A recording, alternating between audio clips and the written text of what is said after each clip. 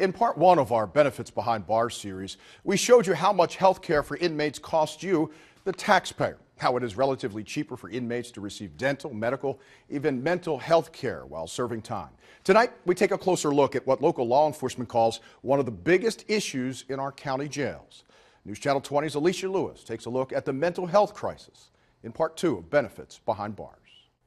Medical costs are typically a big expense for most everyone's budget, and as taxpayers, we know our dollars are going towards housing, feeding, and clothing inmates while they're in jail. But those dollars are also paying for inmates' health care. While you spend hundreds of dollars to get an x-ray, it costs most inmates only $10. More than 783,000 taxpayer dollars were spent on health care for inmates here in Sangamon County last year. Turns out a similar situation is taking place in the Champaign County Jail, where nearly 600,000 taxpayer dollars were spent on health care for inmates there. And one of the biggest and most expensive problems county jails are seeing across the board, treating inmates who have a mental illness. I need medical holding, please. Mental health issues are the biggest problem, and it's a multifaceted problem because it's not just getting them the health care they need. They cause problems why they are in our custody.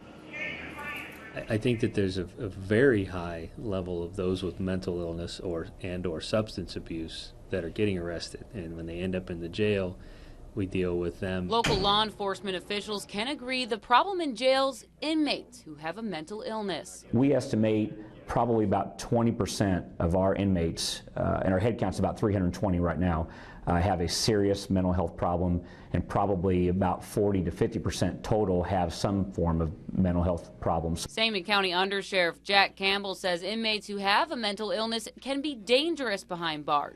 Not only can they harm themselves, but also be a threat to other inmates and even deputies. But Champaign County Chief Deputy Alan Jones says it can lead to even more problems within the jail system, like overcrowding. There are some that you can't house with others because of the state that they're in at the time. They need to be within isolation or segregation. There are others who are not violent, but they don't want to be with others. And then there's others who are sociopaths in some ways or another that are violent, and they require to be segregated. Officials at the Champaign County Jail estimate about 75% of the inmates they receive have some sort of mental health issue.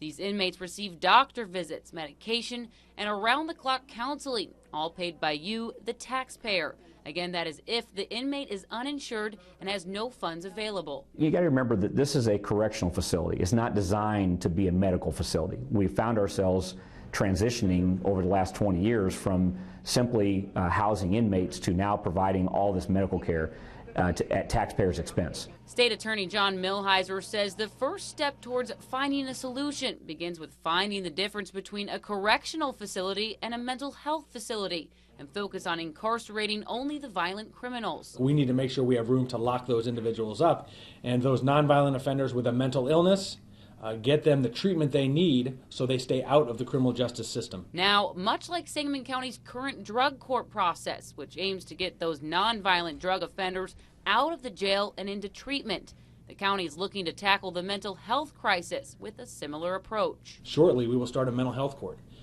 which is a team approach to deal with these individuals to make sure they get the treatment they need, they get the medication they need, which will keep them out of the jails and from committing crimes in our community. Each county has the option of starting a mental health court. However, Janice Gamback of Mental Health Centers of Central Illinois says there are other options. Crisis intervention teams and centers for people to go to instead of being incarcerated. They're also springing up across the country, and there's a committee here in Springfield looking at how we can set up a crisis intervention detox center. Again, Mental Health Court aims to get the nonviolent criminals into treatment, making sure they're taking their medication and getting individuals with a mental illness back on their feet and out from behind bars. But who's paying for it? That's the bazillion-dollar question. Who's going to pay for it? How's it going to be set up? Who's going to manage it? We're hoping that the state of Illinois can solve this problem by maybe looking at reopening these facilities and finding a place for them to go, because they simply do not belong in jail. Mental Health Centers of Central Illinois treated nearly 10,000 people last year alone diagnosed with a mental illness, many of whom had some sort of contact with law enforcement. which is why Gamback believes taxpayers will be the ones to pay. The taxpayer will still pay for it, one way or the other. Human services and keeping those individuals in the community, helping them rebuild their lives, become productive members where they can work, actually in the long run saves the taxpayer money. Many county jails across the country have a mental health court system in place, and according to a study published in the National Institutes of Health, they found that mental health court can reduce recidivism and violence by people with mental disorders who are involved in the criminal justice system. Vince? Thank you, Alicia. Elsewhere in central Illinois, since 2009, the Macon County Jail has held mental health court.